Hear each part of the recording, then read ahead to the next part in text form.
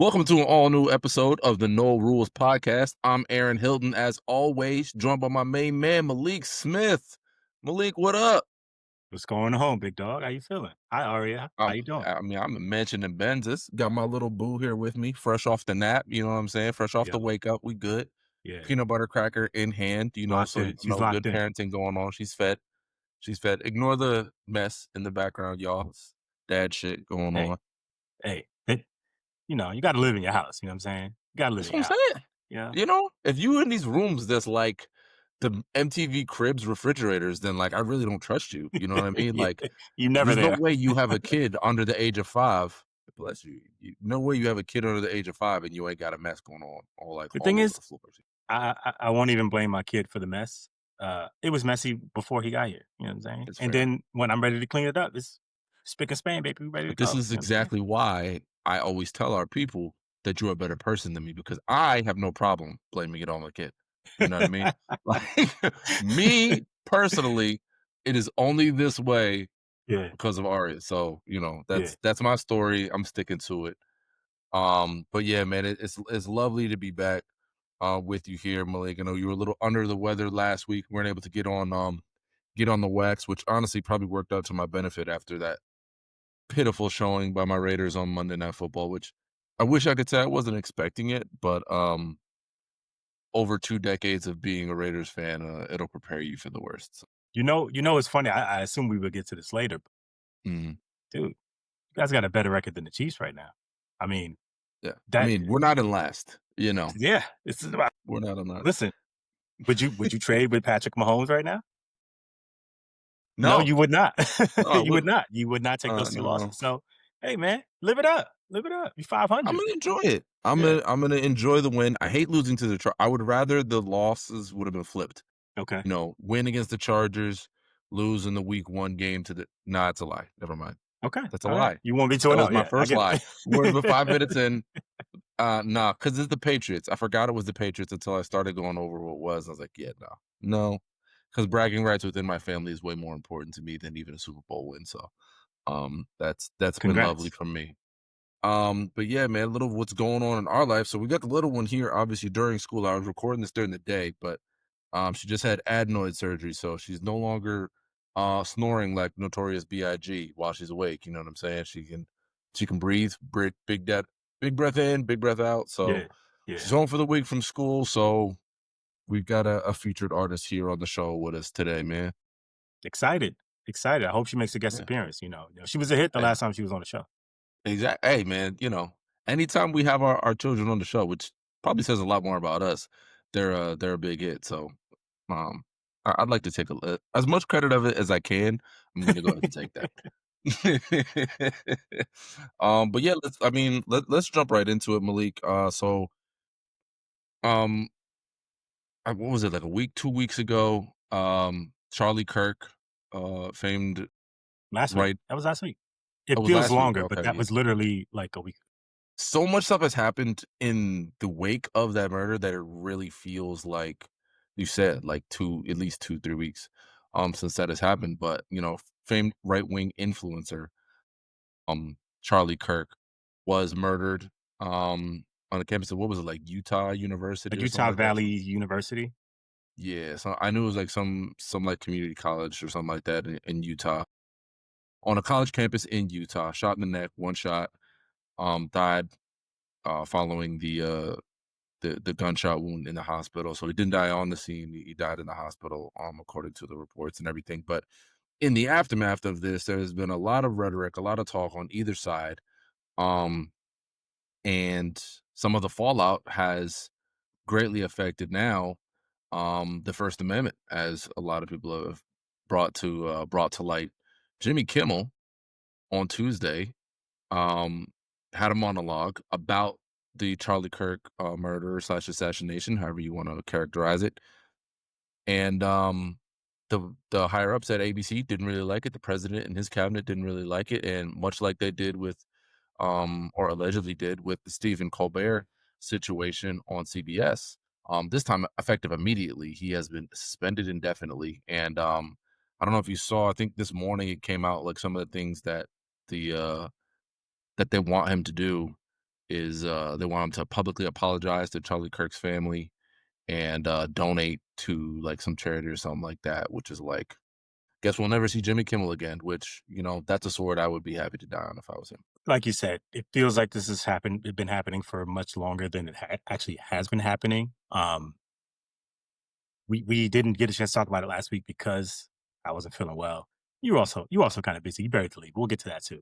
Yeah. But in the days since, yeah, it's pretty wild to me how bringing this up and not just completely um, deifying this guy's life basically turns you into a pariah. I didn't even think what Jimmy Kimmel said was like I watched the clip and I It didn't wasn't think it it was wasn't even anything about Charlie Kirk per correct. se, you know what I mean? It's like he skirted that line perfectly in my opinion. Yeah. So and to your point, this is a First Amendment like conversation now because what you're saying is you just can't say anything that I don't like. Not like oh, it has to, harmful hate speech, whatever. I just don't even have to like it. It doesn't have to be hateful. It doesn't have to be anything. And I think that there's some irony considering what people who are supporters of Charlie Kirk saying that he stood for, or people who have eulogized him saying that he stood for, which is free speech, which is debate, right? So, um, on the one hand, debate is what makes this country great, and him being killed supposedly because we still don't know the motive of the shooter, but him being killed by someone as he was speaking publicly, which is a tragedy and a disaster, and absolutely should not have happened. Right, like this dude should not have been allowed to climb up on top of a gymnasium and aim a gun and kill somebody just because he decided that that's what he wants to do. That's not the kind of country that I think any of us want to live in, right? So that goes without saying for me. Obviously, some people we have seen a spectrum of opinions, some which I think fall into line with that, but are said differently and people don't like it. Um, but I do think that we are reaching a point now with this Jimmy Kimmel situation where if we are saying that debate is important and freedom of speech is important and you should be able to say whatever you want, so long that it doesn't cross the line into being hateful or harmful, um, then a comedian doing a monologue on his late show addressing a topic that is like the number one topic in the news and then being suspended indefinitely for it seems like it kind of runs counter to that entire thesis, which makes me think maybe that's actually not what some of the people who are saying that actually believe. Maybe they just want to get rid of people who they don't like what they have to say. So that's my biggest takeaway Right, I from it. I think mean, what obviously there they was a ton, but yeah, yeah, I I mean, think what it seems that's the like they major want takeaway. is it's not so much freedom of speech, it's what they're, promoting is freedom to say things about people that you disagree with, or the freedom to spew racist and anti, anti-LGBTQ rhetoric just all over the internet and all over the world because the way that this dude has been, like they've basically retconned everything that he has stood for in his life. And I actually had a conversation in a group DM with one of the friends about this. Is the reason why I, haven't really said much. I've said a little bit or I've posted a little bit on my Instagram, but the reason why I haven't said a whole lot about it or even interacted with a lot of their posts is because like I respect death enough to not spit and stomp on somebody's grave, anybody's grave. But that does not mean that you respected the life that someone lived.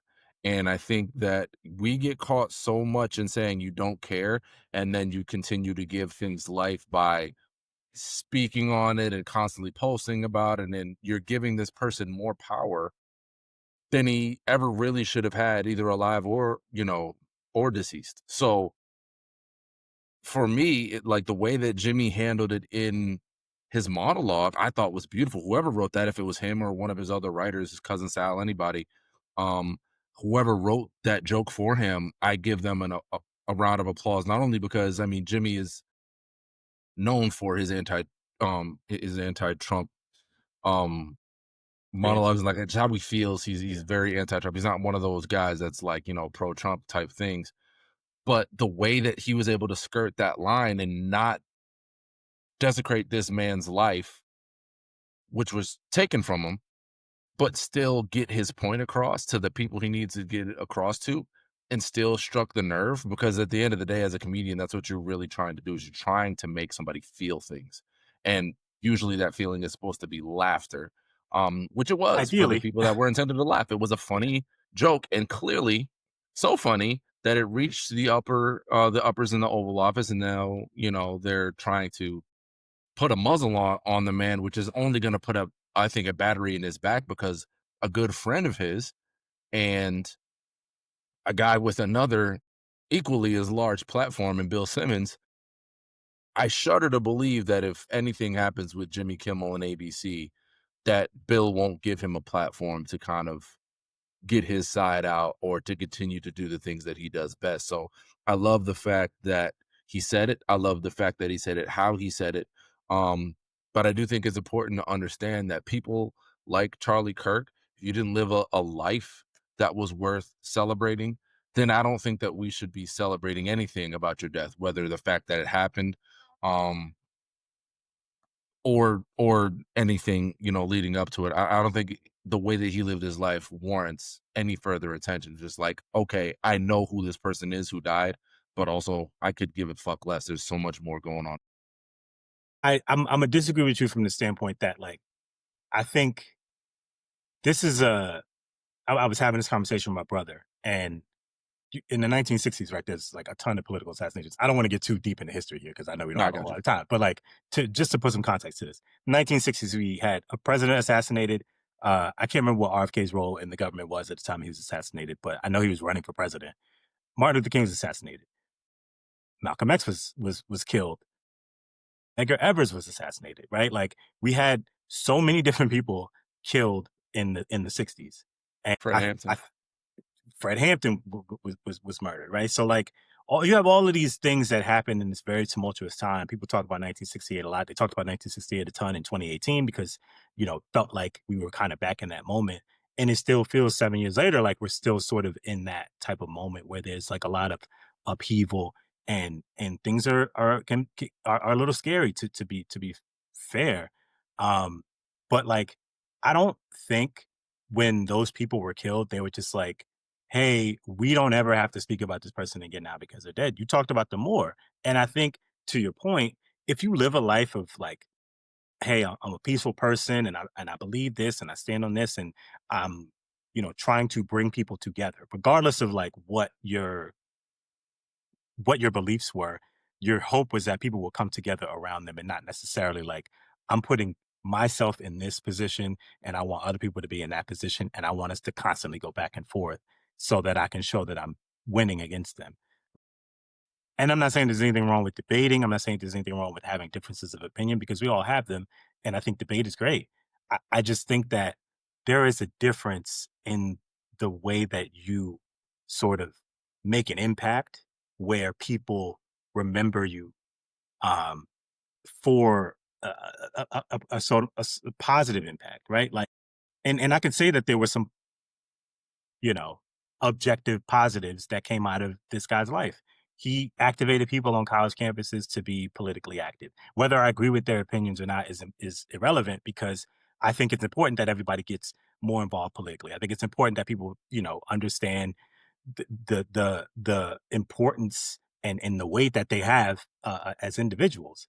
Um, but I can also say that like his last podcast episode, because I actually was like, I kind of want to know what this person said, close to the time of his death, because I think that that's an interesting sort of way to view them at the moment that they died. Like not like something that he said in 2023, even though that's not that far in the past. And I think BuzzFeed did a really good job of this, where they just had a bunch of quotes from him. But I listened to his last episode, and he was just talking about black on black crime and black on white crime and a lot of these things that I just felt like were, um, just intended to kind of rile people up, and it made me uncomfortable and it made me sad because it's like you can say whatever you want about him on the front page of a paper or whatever, but I just listened to this guy's podcast, And you could say, "Oh, well, you just don't like it because you're black," but it's like, well, yeah, I mean, yeah, maybe he wasn't really looking to There's speak nothing wrong. to my Yeah, no, no, no. I know that. I'm just saying, right, like, yeah, you can't go back and listen to RFK or MLK and be like, they were only focused on this and they hated everybody else. Like, their whole message was about reaching across and trying to build a better world, right? Like, for everyone, not just for a select few people. And I personally did not get that impression in listening to some of the things that he said and reading some of the things that, people had to say about him. So that doesn't mean that I think any harm or violence should come to him for his beliefs. It just means you can't whitewash it. Like, we can't talk about this situation and not bring up some of the things that he said, some of the things that he stood for. And why would you want that? If you believe that this guy was such a great person, why would you want some of the things that he said to be whitewashed? You should want all of his thoughts and feelings out there, in my opinion, right? Like, right, and, like, especially the ones it's that you seem to agree with so strongly. So I think it's doing a disservice to history for us to pretend like this person, just 10 days ago or however long it was when he recorded that podcast, didn't say some things that would very likely cause a lot of debate if people heard them in large quantities. Like, I don't think that that's controversial, but obviously it costs, a lot of people a lot of because Jimmy Kimmel's not the only person who's had some backlash from this. It's happened to folks in a lot of different areas. So that was a long-winded way of saying I don't think that we should erase history just because somebody passes away or is killed. no, erase is not the right way to put it. What I'm saying is by making this, like, a major topic of discussion for weeks at a time, it almost, to me, I look at, Charlie Kirk in the same way I would look at Charleston White. You know what I mean? Like, Mm. I understand 2 different people with 2 different, not totally different, but sorta different, rhetorics that they're putting out into the public eye, but I look at them the same way. Like, okay, we acknowledge it. He is someone who was known, someone who has, unfortunately, has a platform to say the things that he said, but we're flying flags at half mast. It's leading off news shows here, there, and everywhere.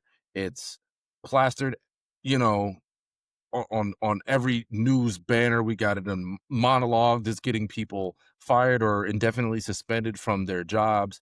It's every other meme that you see when you scroll through on social media and everything, and you're treating it like he was somebody who held office or somebody whose opinion should matter to more than just the dim-witted people who agreed with him and the things that he had to say regarding people that look like me and you, regarding people that, um, you know, wanted same-sex marriage to be legalized, regarding people who actually, know what the Bible is and what it stands for, what the word of God truly is, and not just, what King James had one of his subjects scribble into a book, a millennia ago. So these things are important.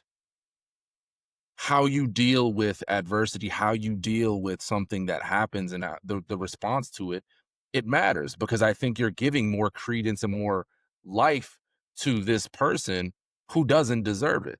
The more attention that this person gets, the worse it is for him. And it's contradictory, because here we are also having the conversation on a podcast, but it's more on, like, look at what it's costing people. Someone that is, decades in the game, like Jimmy Kimmel, decades at ABC, one of the last great late night shows to still be going, since in this new He media gave us mean tweets, yo. that, you know what I He mean? gave us mean tweets. He gave us the Man Show way back before he was the Yeah, polished Jimmy Kimmel, yeah. wearing suits and stuff on TV. So he has added so much to the cultural lexicon, and it's like he's always kind of skirted that line between funny and offensive, because that's where a lot of the greatest comedians do their best work. So, um, I just think it's important that we understand that this is nothing more than a civilian death, and that this particular civilian spewed very hateful speech, and because of the times that we live in, he had a platform to channel that across the entire nation and beyond, and to reach a base of people that have been energized by the current cabinet that sits in office in Washington, D.C. And like that, there's no other way around that. That's just the truth of the matter. There should be no discussion on lowering flags at half mast. There should be no discussion on should we have a moment of silence at NFL games. That's ridiculous. It's absolutely preposterous. He is not anybody to this nation. He is a person with a podcast. That's it. And half of the things that he says offends a great majority of the people in this nation, because it wasn't just black people who he denigrated. He talked about the LGBTQ. He talked about women. So when you include all of the bases that he disrespected, the only ones you're left with that he didn't are white men. Actually, and they're not a majority. You disrespected that the Phillies dad who had that woman scream at him and yell at him to get the ball back. You disrespected that dude too. Yeah. I told you, I listened to the podcast. I was like, dang, yo, son just got he just got his kid's ball taken out of his, you know what I mean? Like, on a lighter note, can we talk about that for a second as I have my kid bouncing on my leg over here? We absolutely can. Listen here, Karen. It's always so funny when you see some videos of stuff like this. Because like it's like, they say, and I hate to make this comp, so like I'm not in any way calling her a child predator. I want to put that out there now, qualify that statement. Boy, I can't wait to see where this goes. It's just, I'm just saying, it's commonly said, right, that people, committers of crime, especially child predators, they have a sixth sense about who to try. And I feel like a lot of these people that like do that Karen ass shit, or I saw a video of a young group of people, or I think it was just two guys doing some yard work in a lawn, and some old white dude comes across the street because he was trying to watch football on a Sunday, and they're running a leaf blower because the owner of the house wanted them to get his yard done before Monday or whatever it was. But like, these people always know who to try. They always know who to try. So you're going up to a dad in the game, and maybe he's like, look, this is a time when I can teach my son restraint. I don't have to. I could be in the right all I want to. I don't have to take it there. But if you have found the right one, they'll take it there. And they'll be totally right to take it there. And it's not about violence. It's about you're coming to take it's a baseball. It don't belong to you because you reached out for it. You didn't catch it. So now it's mine. You want to get out of your seat and walk all the way over here. I'm sorry for you. Go get the attendant.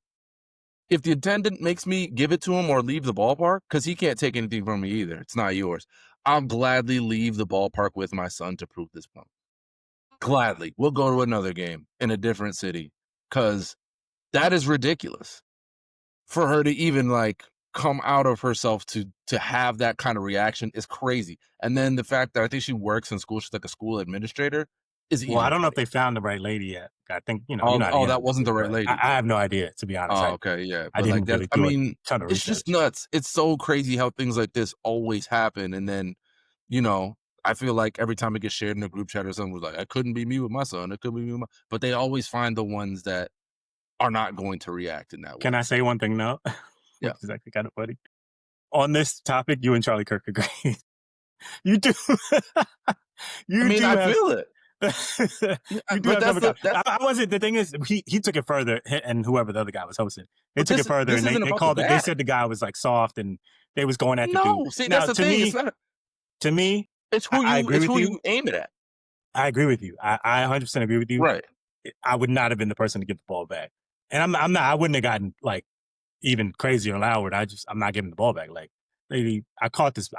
I came away with the ball, right? Like, it's not the first person to touch it. It's the last person to have it in their hands. I came away with the ball. Now, if I pulled it out your hands, then everybody would see that and they'd be like, oh, you took the lady's ball. The ball ended up in my hands after it bounced several times around several people. Like, It's over now. It's cool. Not to mention that, I put it in the kid's glove. So even if you felt the way, once you saw me drop it in the kid's glove, you got to take the L. But it's like, if you can't take that L, you're a terrible person.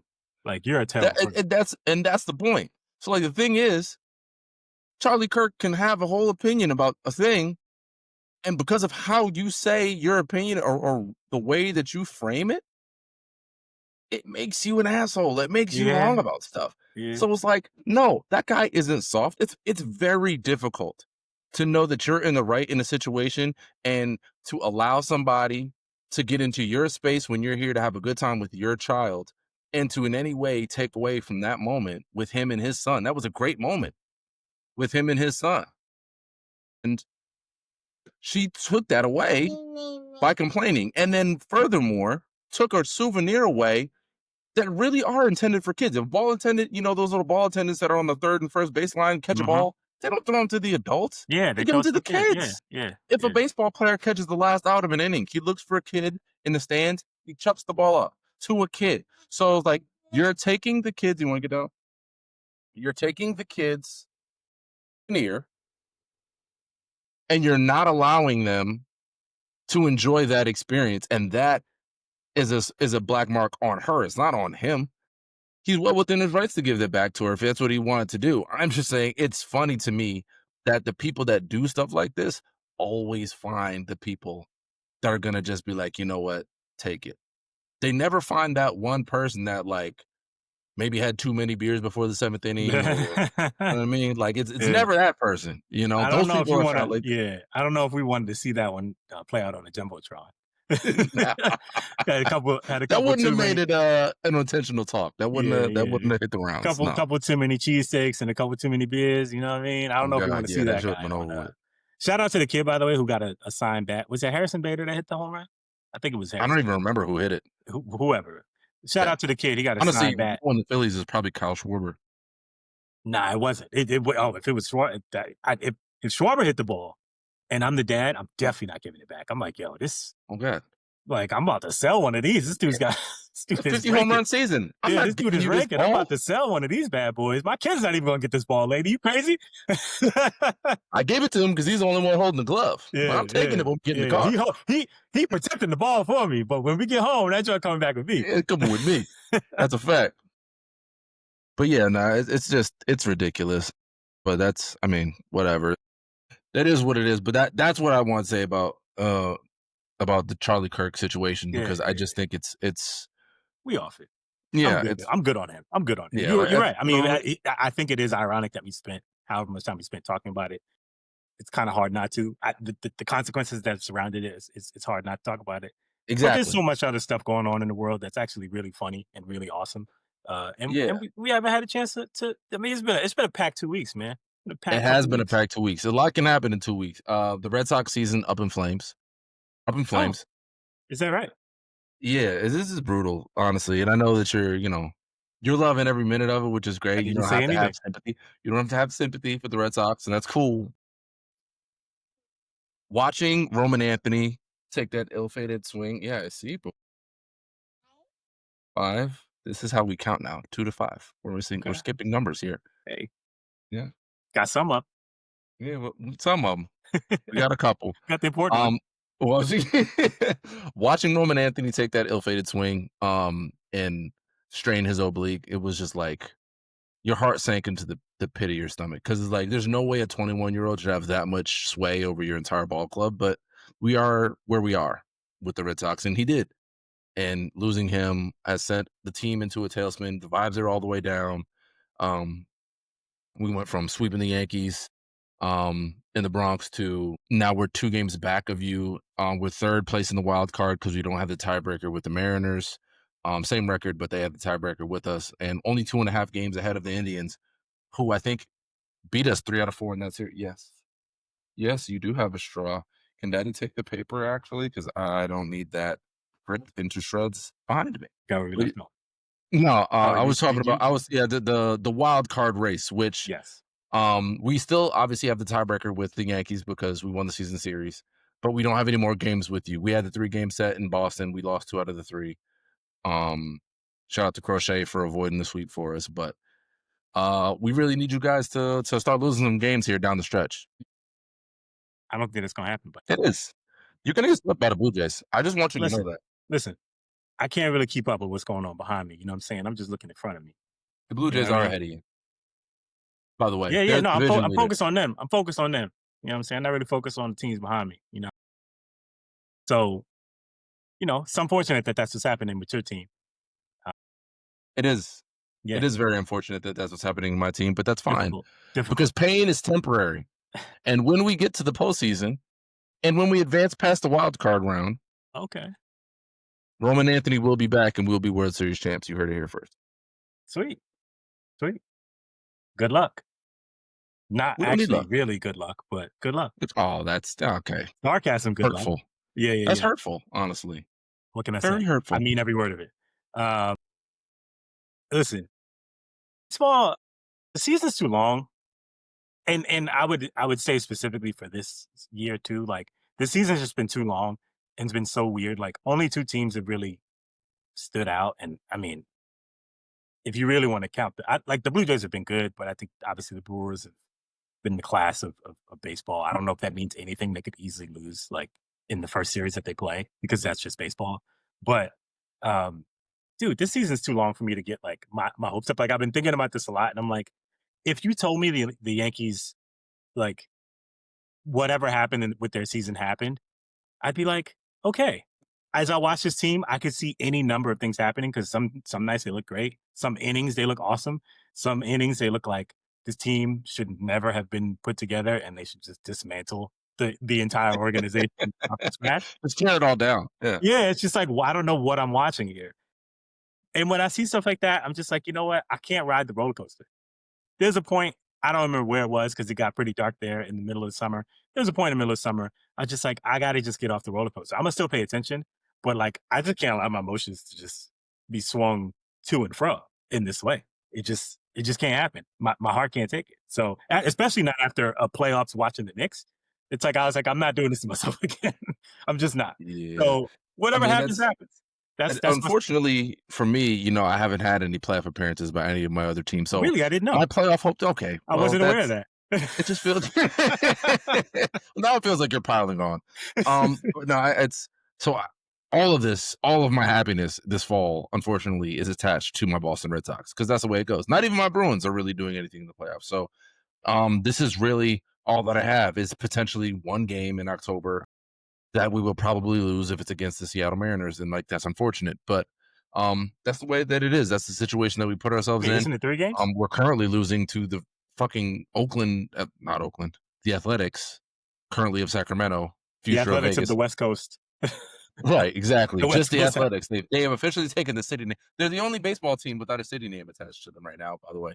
Um, but yeah, so we're losing to them right now, which is why I keep looking down at my phone. But it's been a rough stretch of 12 to 13 games for me as a Red Sox fan, which I'm sure drives much joy from you. But one place that we can't agree on is that the season's too long. Cut two of the months out. Why do we need to start in March? For I what? agree because the games suck. Then it's always raining and cold. Start in So, May. Just yeah. start the season in May. Who says no? Start the season in May instead of 162, which is just a very weird number. I don't know who came to that number. Why don't we drop the number down to like 140? Just go Oh, I there. was going to say 150, but 140. Yeah, sure. I 140. mean, you might have to cram it if you're cutting 2 months out of it because I'm claiming to start in May instead of mid-March. All right, so if you cut 6 weeks out, I mean, I guess you could go down to cut 6 weeks out. That's 12 games. I mean, you would have a lot more like double headers or less off days or whatever if you did 150. But I don't understand why they start the season so early. I don't understand why it has to be so long. It's just arduous and it just And trudges along. I think what's funny too, and I mean, we've heard this conversation about basketball too. What's funny is once you get to the playoffs, the game is so much different. Like it's so much different. The game's so much better. The intensity is so much higher. It's like what we wait all year just to watch this. And it's like the regular season product, it's not terrible, but it's like it's just different. And it is in no way indicative of like what you're gonna see when the teams actually face each other. It's like why do we wait so long to get to that point? Why don't we just get there sooner? Or we can start later and that way we don't have to like sit through two months of whatever the first, Right. 2 months of baseball is. Which, I don't by I the way, don't the need to Yankees are typically see generally very good. well, I mean, until you have to play defense, but like that's in the World Series, but like that's shout Somewhere you out to haven't been. Garrett Cole covering first. Somewhere you haven't been. We have 4 rings Well, since when's the the last year time? turned into 2000, sir. I'm saying. Y'all have When's the 1. last time? When's the last time you went to 1. the playoffs? 1. Last time you went to the Okay, playoffs? do you get rings? Do you get rings for showing up? No, No, you don't. you It's don't. a You don't get participation 27 trophy. rings by So showing at up. the You end get of the season, 27 rings by winning the dang you thing. get You get 27 rings by not allowing black people or Hispanics to play baseball for 60 years. That's how you get Hey, 27 rings, I if wasn't you there. really wanna I know. don't know. I Oh, wasn't okay. there. D I do well, know. you wouldn't have I been do there know what. even if you Hey, coulda been.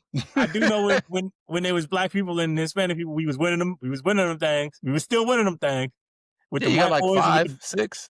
yeah. All right, 5'6". Okay, yeah. Go look at That's the the way it baseball goes. reference. Go look at baseball It's the reference. truth. I I'll mean, send you a link. Babe Ruth was hitting 80-mile-an-hour fastballs against, fellow Ku Klux Klan members, you know what I mean? Like, He he been doesn't black. he don't We give a don't know damn that. about He any of might have those had some black records in him. or anything like that. He might have been black. We He don't know. what? Herman? Herman is He not a might have black been man. black. Sorry. He just Hey, isn't. he could have What been why did passing. you just touch see, this is the problem. Kids just touch stuff. Be it. For mommies? Yeah, it's mommy's. And if you mess it up, then it's gonna be me that gets in trouble for that. See, everybody sees this. I want y'all to show Jasmine that I did not do this. She is doing it. And she's waiting till no, we're not touching the printer. Thank you for that. Okay. High five. I Can have daddy that. finish can daddy finish his conversation, please? No? Well, at least she's honest, right? But with that, let's awkwardly stumble into dad rule. So like I mentioned off the top, my daughter had adenoid surgery. She was snoring really bad. We found out upon the completion of the surgery, and shout out to the surgical team. We found out it was blocking 90% of her breathing pathway, the adenoids that she had. Yeah, so you can already tell that it's so weird to like listen to the baby monitor and not hear like loud raucous snoring anymore. Like you're just hearing regular breathing. She can breathe in and out through her nose. It's crazy, but the real thing that they'll tell you if you ever end up having to get adenoid surgery for your son, which I hope you don't, is the breath. Whole surgery is like Jesus. like I'm not even 100% sure that it's a diaper that needs changing. She might have just been breathing around Ooh. this closed room. Yeah, it's not Why you great. going in on It's her like not that, though? great. Yo, Well, fight back already. I love her. I love her to life. I love her to life. But the whatever healing is going on behind the nose, wherever the adenoids is located, but behind the nose and all that stuff, it's rancid in there. It's just rancid. It don't matter how many times you brush your teeth, none of that. It's raucous. So my dad rule is if you have a kid and that kid gets adenoid surgery, if you want to make millions of dollars, come up with a baby breath mint. Because I promise you that that's free Little baby game Altoid. for the inventors out there in the world. That's free game. Go ahead and get you a yes, boo. Will you smell some of your breath? You wanna go out? Go ahead. Go ahead, boo boo. Daddy meet you out there. Yeah, but what about you? I feel bad. I feel like she comes back and watches this For later. me? No, You should I feel feel bad bad for for her me. because she's gonna come back and watch this one day and be like, "Yo, you was just going in on me like that." Like that's how you feel. If I'm still alive after Jasmine season, I'm sure. She might yeah, exactly yeah. All right, so my dad rule for this week. We got to start talking our talk, man, to the non dads, to the random people who don't want to hear anything. Like I remember back in the day, before BC, before children, when people used to talk to me about their kids, and I just be like, yeah, man.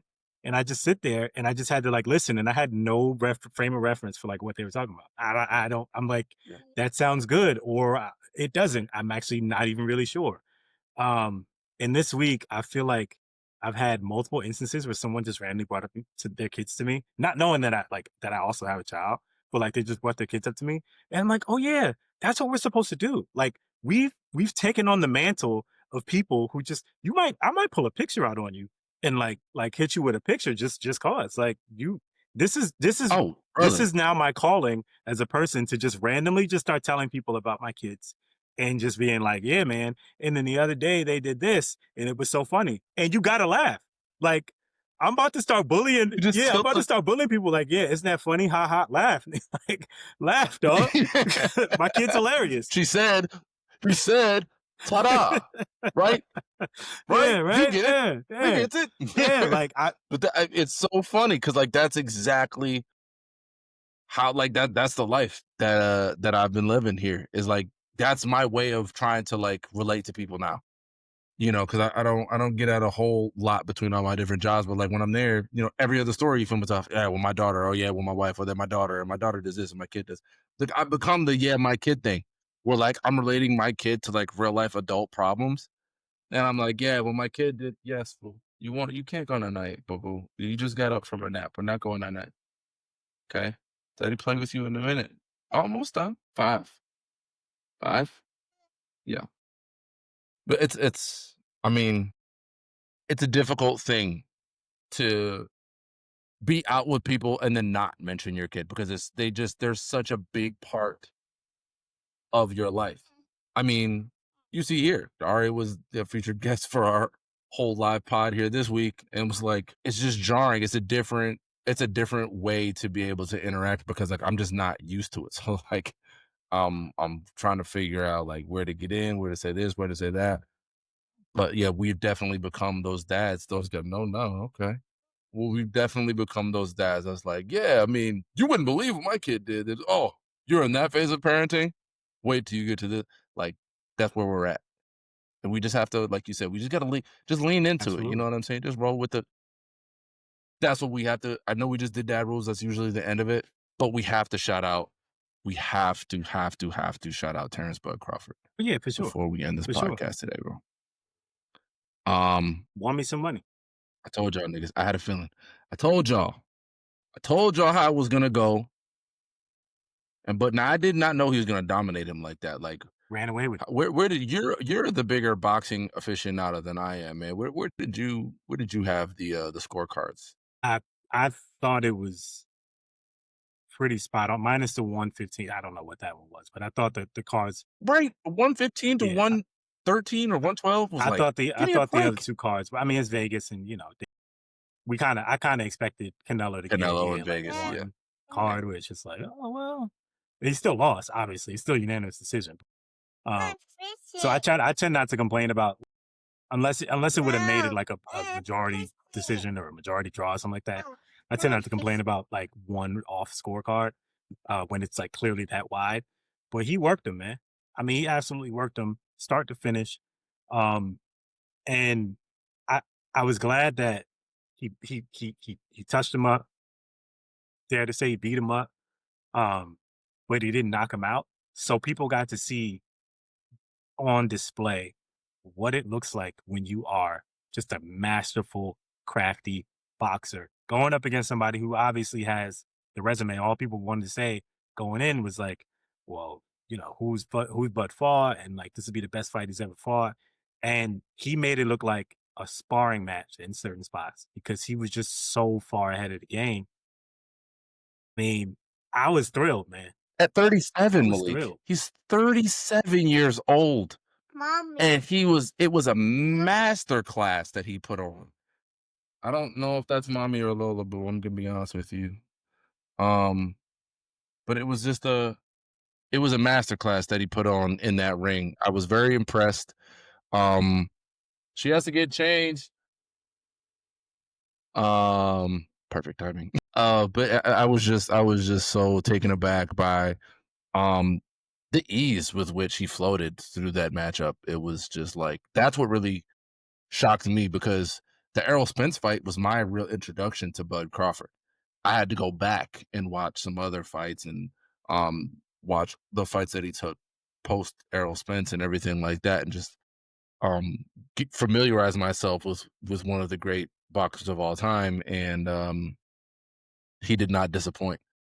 I only wish I could have actually put some money on it, but unfortunately, Georgia doesn't allow gambling. But I was ready to put the mortgage on. I would have called my guy sure. for you. You know what I'm saying? I would have made some things happen.